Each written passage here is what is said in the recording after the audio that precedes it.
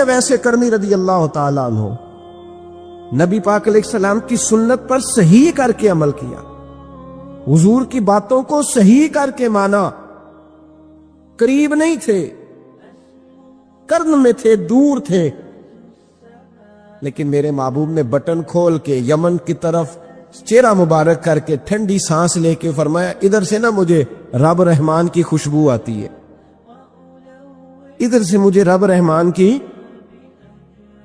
خوشبو آتی ہے، بھائی تو بات مان، تو جہاں بھی ہے قرآن پڑھ کے دیکھیں وَمِنَ النَّاسِ مَن يَقُولُ آمَنَّا بِاللَّهِ وَبِالْيَوْمِ الْآخِرِ وَمَا هُمْ بِمُؤْمِنِينَ۔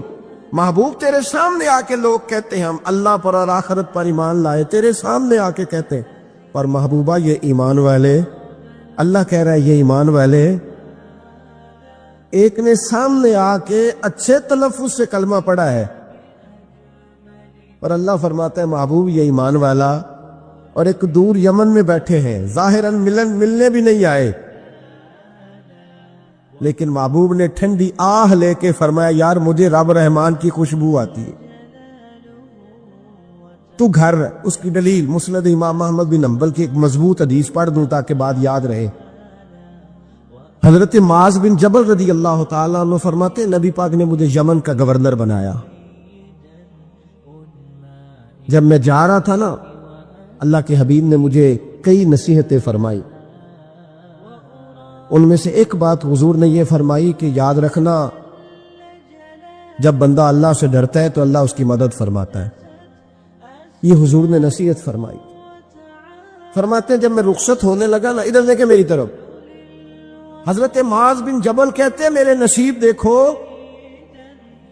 میں یمن جا رہا ہوں، حضور نے گورنر بنایا ہے، اور نبی پاک علیہ السلام مدینے کی سرحد تک مجھے چھوڑنے آئے، حضور چھوڑنے آئے، نبی پاک غلام کا پروٹوکول، نبی پاک چھوڑنے آئے، بے خبر ہو جو غلاموں سے وہ آقا کیا ہے، اور پھر بندہ مٹ جائے نہ آقا پہ تو وہ بندہ کیا ہے۔ حضور چھوڑنے آئے، ساری باتیں بتانے کے بعد حبیب نے فرمایا معاذ ایک بات آخری سن لے۔ یا رسول اللہ وہ کیا؟ فرمایا ہو سکتا ہے جب تو واپس آئے تو تیری میری ملاقات نہ ہو اور تو میری قبر سے گزرے۔ حضرت معاذ گھوڑے پہ بیٹھے تھے، چھلانگ لگا کے قدموں میں آ گئے، کہنے لگے یا رسول اللہ میں نے گورنری کیا کرنی، مہربانی کرے، جنہ دے دل بر جانی وچھڑن کون روے پھر تھوڑا، یہ سب روگاں دا روگ محمد جس کا نام وچھوڑا۔ حضور نہیں جانا، یہیں رہنے دے۔ تو یہ مسند امام احمد بن حنبل میں حدیث موجود ہے، محبوب نے کندھوں سے پکڑ کے اٹھایا اور سینے سے لگایا، فرمایا معاذ تو جہاں بھی جائے تقوی اختیار کرنا، میرا امتی اگر متقی ہو تو میں اس کے ساتھ ہی رہا کرتا ہوں، شرط یہ ہے کہ پرہیزگار ہو، متقی۔ حضرت اویس کرنی سے حضور کو خوشبو آتی، یہاں امتی بات نہیں مانتا، عمل نہیں کرتا، بلکہ تاریخیں دیتا ہے، کہتا ہے نماز روزے آئیں گے تو پھر شروع کروں گا، اور داڑھی جب سارا سر سفید ہو جائے گا پھر رکھوں گا، اور سچ تب بولوں گا جب ساری دنیا بولنے لگ جائے گی، پہلے نہیں بولوں گا۔ او بھائی آج آغاز کر ابھی سے۔ زندگی میں گمان، سوچ، اپنی نفسیات کو ہمیشہ اچھا رکھیں، کبھی بھی اپنے آپ کو الجھاؤ کا شکار نہ ہونے دیں۔ جس آدمی نے سکون لینا ہے اس نے بھی یہاں سے لینا ہے، اپنے اندر سے۔ جس نے مطمئن ہونا ہے اس نے بھی خود بخود ہی ہونا ہے، اور جس شخص نے بے سکون رہنا ہے اس نے بھی خود بخود ہی رہنا ہے۔ میرے نبی کریم علیہ السلام نے اپنے صحابہ کو مطمئن زندگیاں فراہم کی، اطمینان بخش رویے حضور نے دیے۔ آپ غور فرمائیں گے کہ غریب ترین صحابہ بھی جب کوئی ان سے پوچھتا تھا کیفیت کیا ہے تو وہ کہتے تھے الحمدللہ، اللہ نے ہمیں نبی کریم کا غلام بنا دیا ہے۔ اب ہم خود اپنے آپ کو اتنا نفسیاتی طور پر کمزور کر لیتے ہیں سوچ سوچ کے کہ فلانا بڑا ہو گیا ہے میں چھوٹا رہ گیا ہوں، فلاں آدمی آگے نکل گیا ہے میں پیچھے رہ گیا ہوں۔ یہ چیز انسان کو کمزور کرتی ہے۔ انسان اگر یہ تصور کر لے کہ جو میرے حق میں بہتر تھا میرے رب نے مجھے عطا کر دیا ہے، اسے سکون نصیب ہوتا ہے، پھر نفسیاتی مسائل ختم ہوتے ہیں۔ بڑے بڑے سمجھدار لوگوں کو کالا جادو ہو جاتا ہے، اور بڑے بڑے عقل مند لوگ ہوتے ہیں جن کی بھابھی انہیں نظر لگا دیتی ہے۔ بڑے بڑے سمجھدار لوگ ہوتے ہیں کہ جن کی دکان کے آگے کوئی تعویذ پھینک جاتا ہے۔ بڑے سمجھدار لوگ ہیں لیکن وہ چھوٹی چھوٹی باتوں سے اتنے کمزور ہو گئے کہ سانپ سے ڈرتے ڈرتے رسیوں سے بھی ڈرنا شروع کر دیا۔ رسیوں سے، وہ جی میں صبح کل چل رہا تھا تو میرے پیچھے کوئی چل رہا تھا تو میں نے کہا سایہ ہوگا آپ کا، کوئی ساتھ چلتا ہے۔ ایک حدیث ہے ترمذی شریف کی، اسے یاد کر لیں، بڑا نفع دے گی۔ میرے نبی کریم علیہ السلام نے فرمایا اگر ساری دنیا مل کے بھی تیرا نقصان کرنا چاہے تو جب تک رب کی مشیت نہ ہو تیرا نقصان ہو نہیں سکتا۔ ختم ہو گئی بات، باہر آ جائیں اس چیز سے۔ اور فرمایا سارے زمانے کے لوگ مل کر تیرا نفع کرنا چاہیں تو جب تک اللہ نہ چاہے وہ تیرا کوئی نفع کر نہیں سکتے۔ نقصان بھی اللہ کی مشیت پہ ہے، نفع بھی اللہ کی رضا پہ ہے، تو پھر آپ بلا وجہ لوگوں کو دیکھ کر ٹینشن کیوں لیتے ہیں؟ پریشانی کاہے کی ہے؟ آزمائش کس بات کی ہے؟ اپنے آپ کو سکون دیں، اپنے آپ کو مطمئن کریں، کہیں رب بڑا ہی مہربان ہے، اس نے جہاں اچھا سمجھا ہے وہاں اس نے مجھے رکھا ہے۔ اپنے ذہن کو اطمینان دیں، سکون دیں۔ میرے نبی کریم علیہ الصلوۃ والسلام کی پوری حیات مبارکہ میں آپ کو شکوہ نہیں ملے گا کہیں بھی۔ حضور یتیم پیدا ہوئے، کتنی دفعہ آپ کو کتابوں میں ملتا ہے کہ حضور روئے ہوں کہ میرا باپ ہوتا تو ایسے ہوتا، میری اماں ہوتی تو ایسے ہوتی۔ ہم روز نہیں روتے۔ نبی کریم صلی اللہ تعالی علیہ وسلم نے اپنی زندگی ساری آزمائشوں میں گزاری۔ کہیں آپ کو محسوس ہوتا ہے کہ نبی کریم صلی اللہ علیہ وسلم کسی کے پاس بیٹھے اور فرمایا آؤ میں تمہیں اپنے دکھ سناؤں؟ ہمیں تو مسئلہ بن گیا ہے، ہم لوگوں نے اپنے آپ کو غیر مطمئن بنا لیا ہے۔ ہم ان ساری چیزوں کی ڈیمانڈ کرتے ہیں جو ہمارے مالک نے مناسب نہیں سمجھی ہمیں دینی۔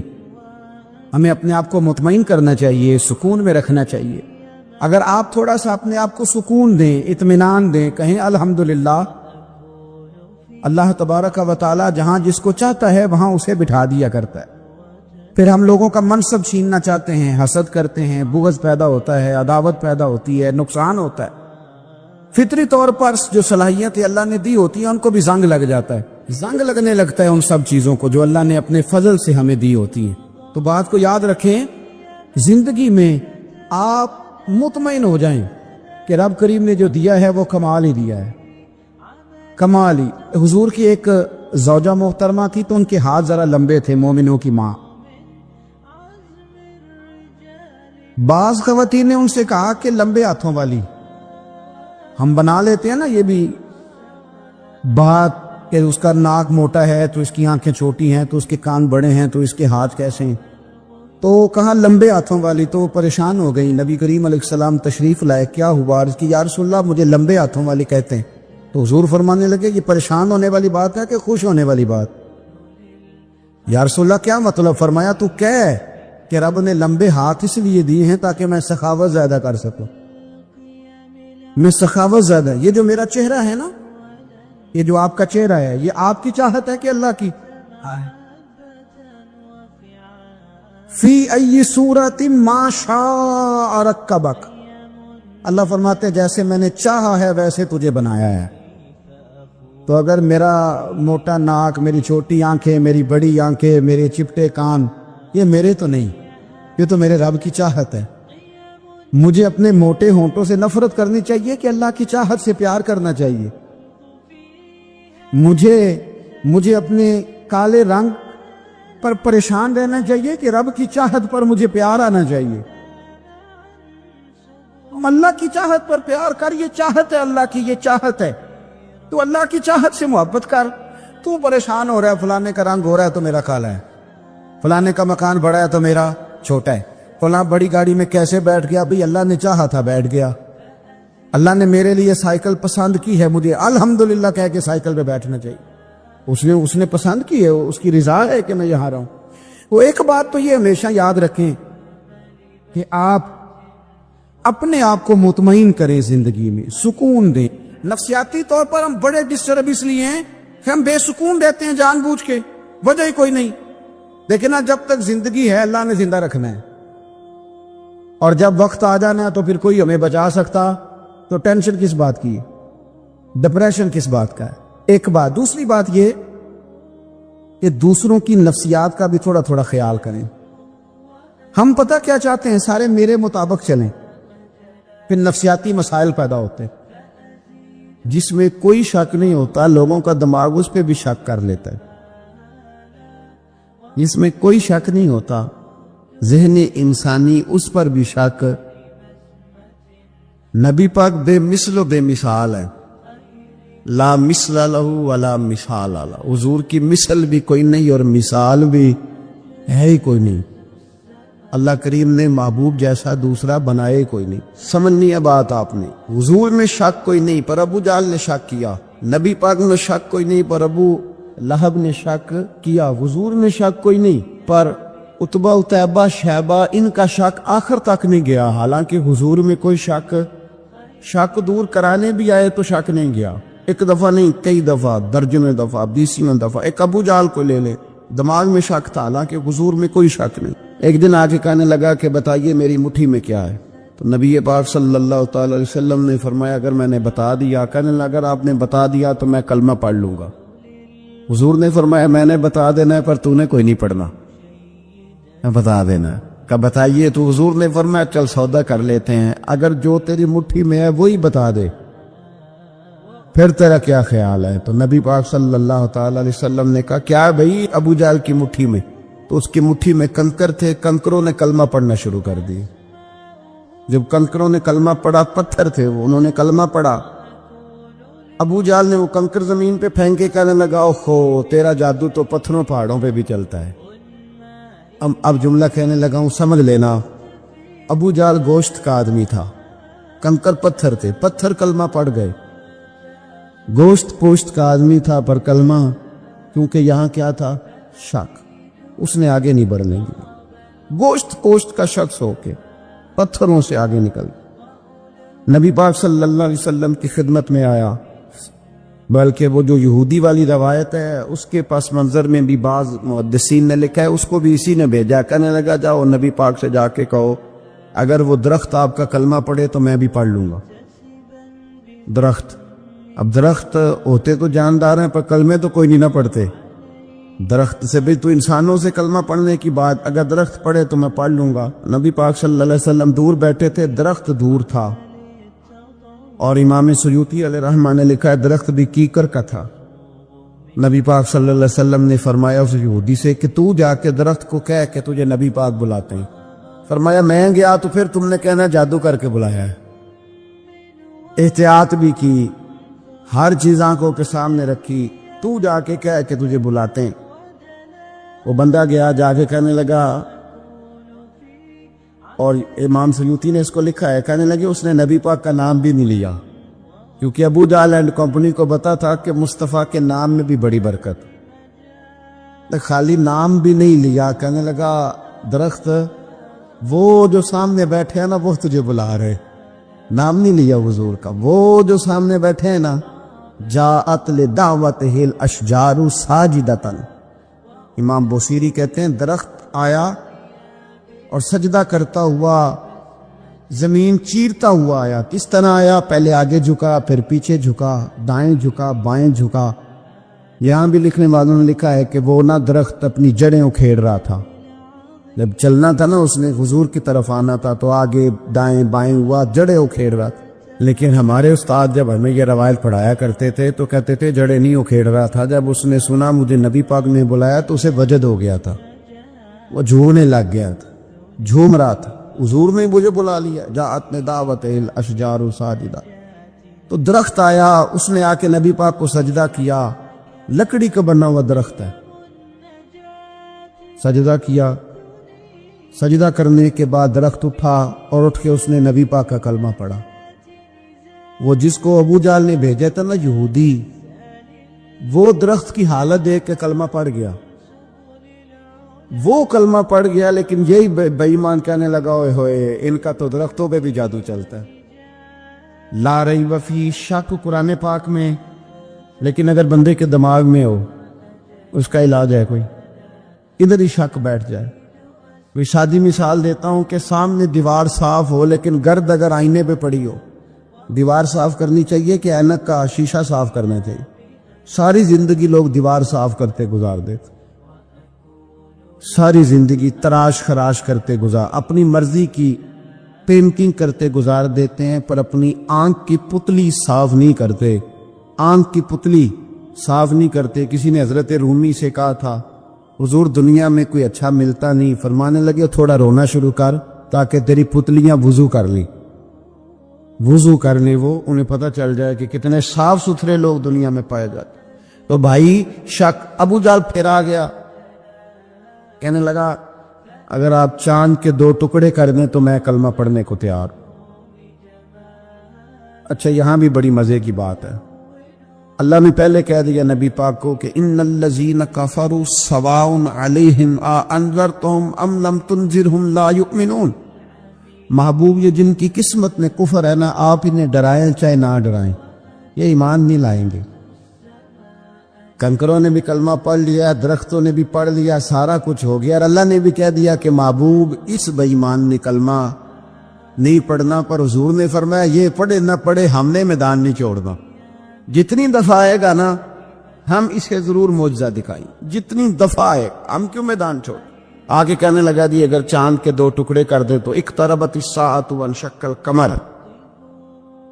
نبی پاک صلی اللہ علیہ وسلم نے انگلی کا اشارہ کیا، چاند 2 حصوں میں بٹا، کوہ صفا ایک پہاڑی تھی مکے میں، آدھا ٹکڑا پہاڑی کی اس جانب ہوا، آدھا اس جانب، یعنی وضاحت کی اللہ کریم نے کہ ایسے نہ ہو کہ یہ کہہ جی وہ تو ایسے بالکل شک ہوا تو مل گیا، پتہ نہیں میری آنکھوں پہ جادو ہو گیا، ملا ہے کہ نہیں ملا۔ جب ٹوٹا تو حدیث پاک میں آتا ہے کہ آدھا چاند کوہ صفا کی ادھر گیا اور آدھا تو پہاڑی تھی، چاند نیچے آیا، پہاڑی کے گرد گھوما، آگے جا کے ملا، یعنی وقفہ دیا گیا باقاعدہ دیکھنے کا، سمجھنے۔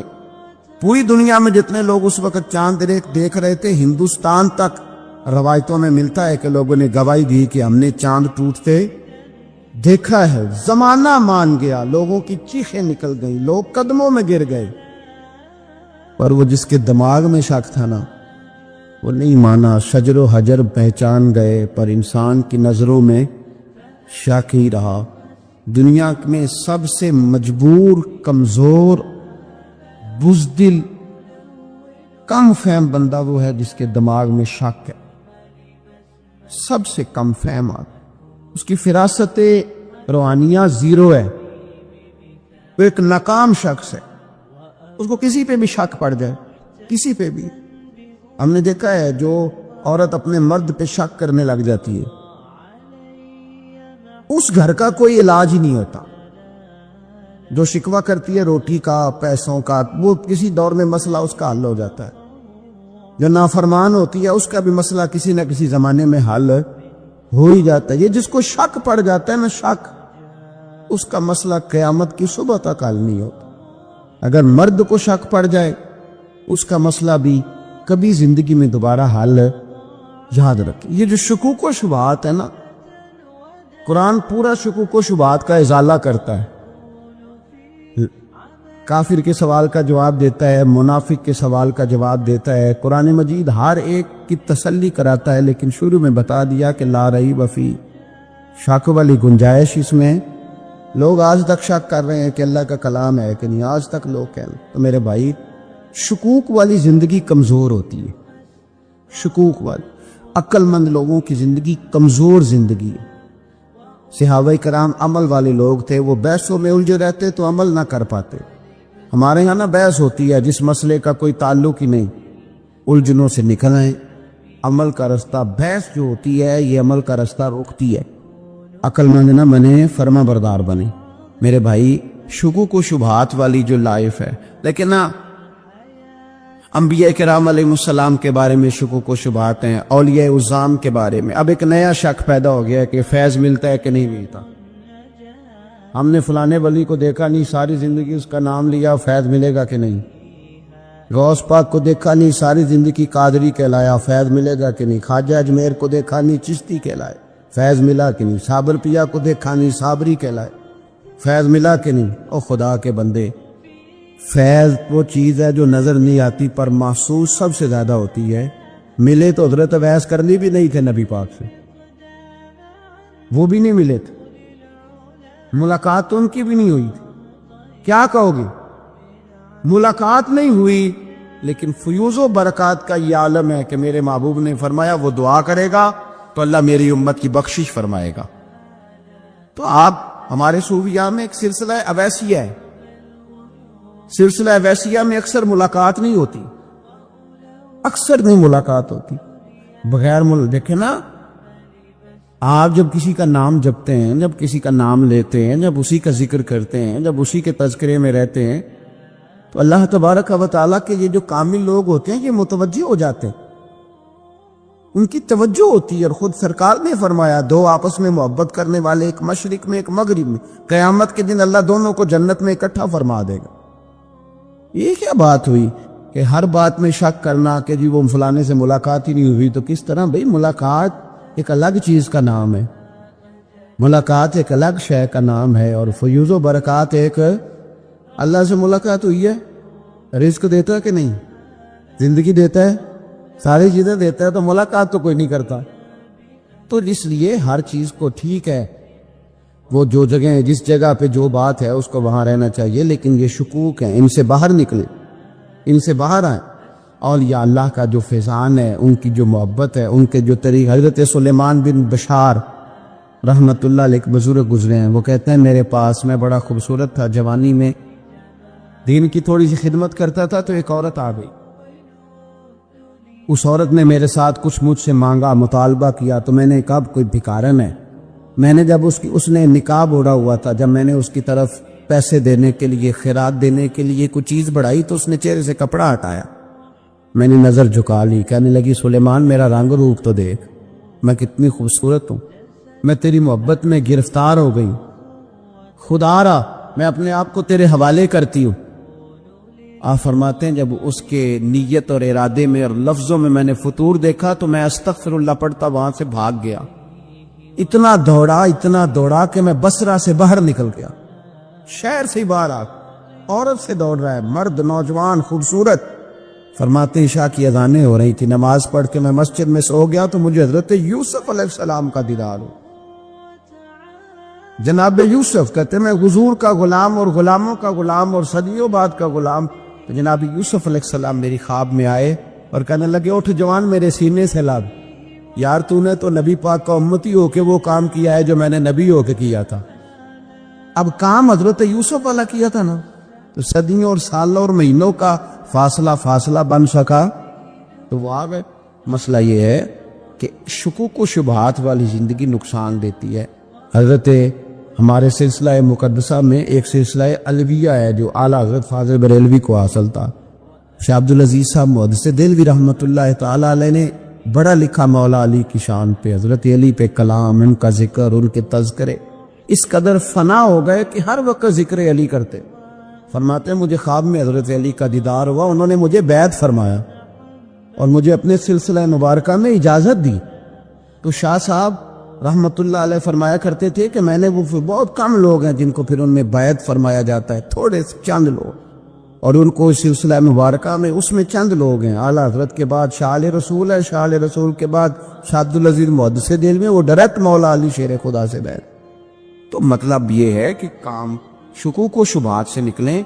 कुरान ने कहा ला रईब फी, कुरान में शक, अलबत्ता व इन कुंतुम फी रईबिम मिम्मा नज़्ज़लना अला अब्दिना, बंदे कुछ शक करते हैं, अगर उन्हें शक हो तो वो इस तरह करें कि फातू बिसूरतिन मिन मिस्ली, फिर इसकी मिसल एक صورت لے کے آئیں، اور وَادْعُوا شُهَدَاءَكُم مِّن دُونِ اللَّهِ إِن كُنتُمْ صَادِقِينَ، سارے بے شک اپنے حمایتی بلا لیں اگر وہ سچے، شک والی دنیا سے باہر نکل آئیں، حقیقت والی دنیا کو قبول کریں۔ شکوک و شبہات کا ازالہ نہیں ہوتا، شک دوسرے شک کو جنم دیتا ہے، نقص دوسرے نقص کو جنم دیتا ہے، غلطی دوسری غلطی کو جنم دیتی ہے۔ اور انسان جب تک شکوک، کہ میں نے آپ کو کہہ دیا کہ ہر گھر بس سکتا ہے، ہر گھر، ہر عورت کے صحیح ہونے کی امید ہوتی ہے، پر جس بی بی کو اپنے خامند کے کردار پہ شک ہو وہ بی بی کبھی مطمئن نہیں ہوتی۔ ہر گھر بس جاتا ہے، لیکن جس خامند کو اپنے بیوی کے کردار پہ شک ہو جائے اس کا کبھی اس کے ساتھ سلوک مخلصانہ۔ شکوک والی زندگی بیماروں کی زندگی ہے، شکوک والی زندگی بیماروں کی زندگی، کمزوروں کی زندگی، بزدلوں کی زندگی۔ اس لیے حقیقت والی چیز جب تک آپ کے پاس کوئی چیز کلیئر ہو کے نہیں آتی، شریعت اسلامیہ نے بہتان کی سزا رکھی ایسی کوڑے، پتہ ہے آپ کو، جس نے ایسے ہی بہتان لگا دیا، دلیل ہی کوئی نہیں، ایسے ہی کہہ دیا کہ جی وہ مجھے شک ہے، جی انہوں نے ایسے کیا ہے، فرمایا اسے کوڑے مارو۔ شک کی بنیاد پر بہتان ترادی کرتا ہے، کوڑے کی سزا رکھی، 80 کوڑے مارو اس ظالم۔ یہ شک کر رہا ہے اس کو جب اس کے پاس دلیل ہی کوئی نہیں۔ یہاں بڑے بندے ہیں بات کر دیتے ہیں، کہتے ہیں جی وہ ایسا ہوا ہوگا، میں نے ایسا دیکھا تھا، ہوگا، کیا تھا، ممکن ہے۔ تو یہ شکوک ہے، اس شکوک، یہ سامنے والے کا کچھ بھی نہیں بگڑتا، اس بیچارے کا کیا بگڑنا ہے۔ یاد رکھیں، بڑی خوبصورت بات یہاں حضرت عبداللہ ابن مسعود کی، آپ فرمایا کرتے تھے جب کسی بندے پر بندے شک کرتے ہیں اور ناجائز شک کرتے ہیں، اللہ اس کی عزتوں میں اضافہ فرما دیتا ہے، اللہ اس کی شان عطا کرتا ہے۔ اپنی زندگی کو بیماریوں سے نکالیں، یہ روحانی بیماری ہے شک، اس سے باہر آ رہے، یہ ظلم ہے۔ اولیاء پہ بھی شک، صوفیاء پہ بھی شک، علماء پہ بھی شک، ہر بندے پہ شک، کوئی صحیح نہیں، سارے غلط، میں اکیلا صحیح۔ اس شک سے باہر آ جائیں، یہ نفسیاتی مریض بنا دے گا، بے سکون کرے گا، بے قرار کرے گا، اور ایک وقت ایسا آئے گا کہ بے وقار کرے گا، آدمی کو رسوا کرے گا۔ نبی کریم علیہ السلام کے پاس ایک نوجوان داخل ہوا، اندر داخل ہوتے ہی اس نے فٹافٹ ایک بات کر دی، کہنے لگا یا رسول اللہ مجھے زنا کی اجازت دے دیں، میرے جذبات بہت بھٹک گئے، میں روک نہیں سکتا۔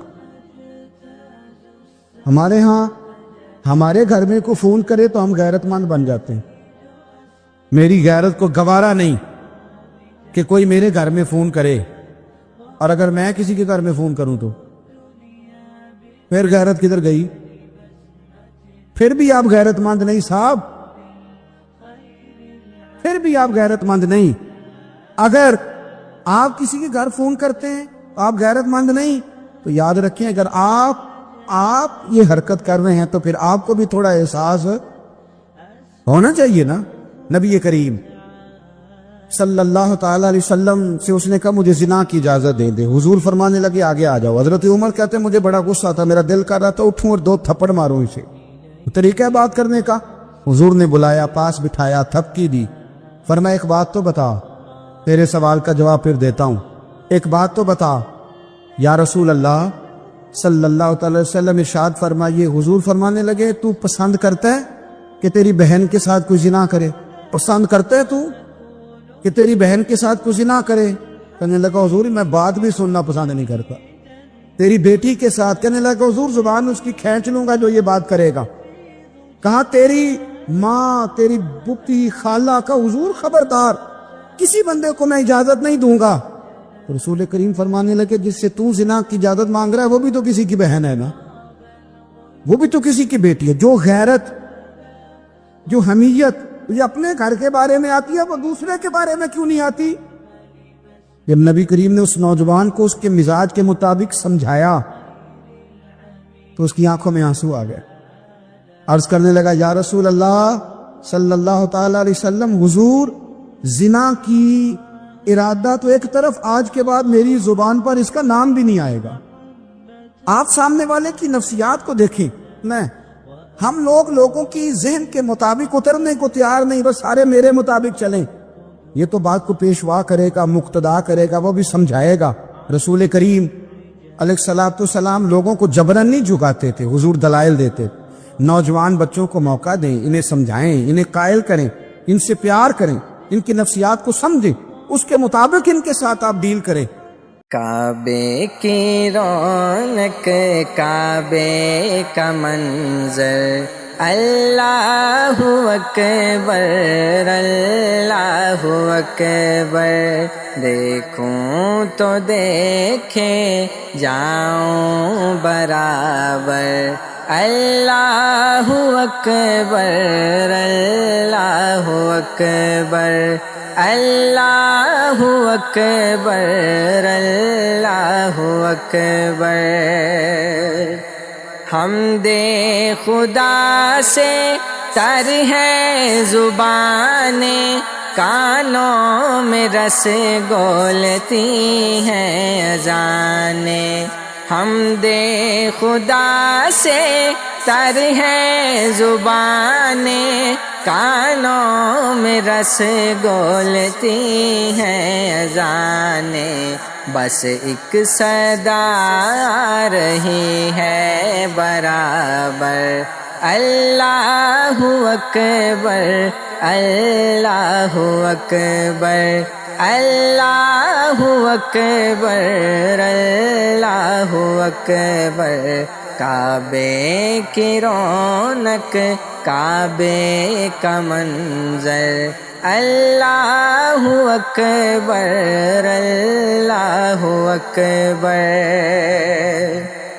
تیرے کرم کی کیا بات مولا، تیرے حرم کی کیا بات مولا، تیرے کرم کی کیا بات مولا، تیرے حرم کی کیا بات مولا، تا عمر کر دے آنا مقدر، اللہ اکبر اللہ اکبر، تا عمر کر دے آنا مقدر، اللہ اکبر اللہ اکبر، کعبے کی رونق، کعبے کا منظر، اللہ اکبر اللہ اکبر۔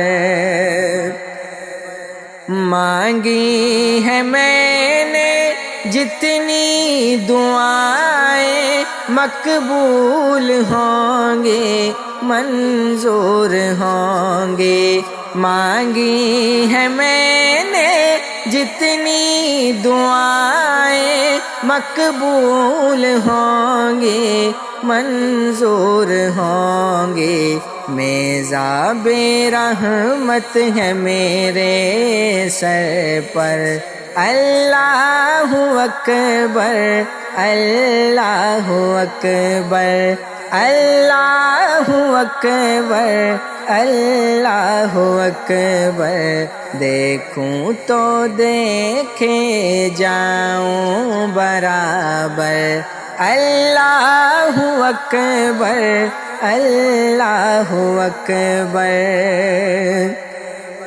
یاد آ گئی جب اپنی خطائیں، اشکوں میں ڈلنے لگی التجائیں، یاد آ گئی جب اپنی خطائیں، اشکوں میں ڈلنے لگی التجائیں، رویا غلاف کعبہ پکڑ کر، اللہ اکبر اللہ اکبر، رویا غلاف کعبہ پکڑ کر، اللہ اکبر اللہ اکبر، کعبے کی رونق، کعبے کا منظر، اللہ